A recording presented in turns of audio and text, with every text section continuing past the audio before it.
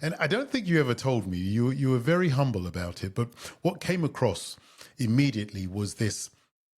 As you said, when you mentioned the word charismatic, and I think that came across when you and I first met, and it's why we're still talking now.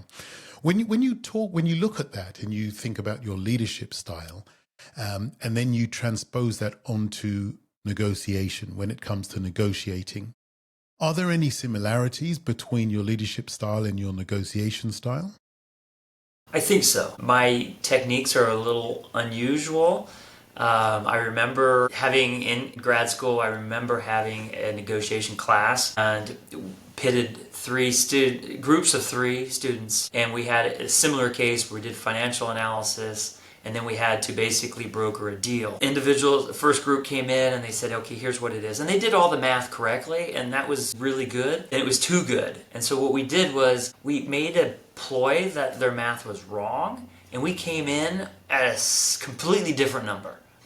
And you could see them like, what? And they had to go back and huddle, and they were redoing all their calculations, which were already correct. But they were like, something's wrong, something's wrong. And the teacher's like looking at us like, what are you doing? And then you got a little smirk, and he's, I know what you guys are doing.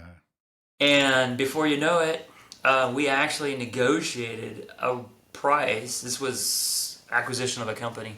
A price of the company well below market and below valuation because of the approach we took. And a lot of it is, it's the selling component, being able to sell what it is. Now, usually when I'm being charismatic, I'm not doing it to be deceptive. In that particular mock setting, yes, I was.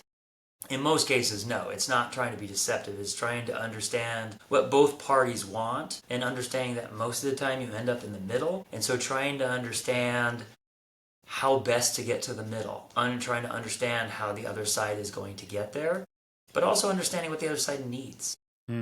Both sides need something, and the best rule of negotiation is the ability to walk away. If you're willing to walk away, you can negotiate really well. And the unfortunate thing is most people are unwilling to walk away. They want something, and they're like, I gotta have this. You're going to pay a premium to do that. But yes, so I do think there is some similarities in my leadership style and how I approach those types of situations. But also, when I do a negotiation, I usually say, okay, here's the value of the asset that we're looking at. And, here's what they're asking for that.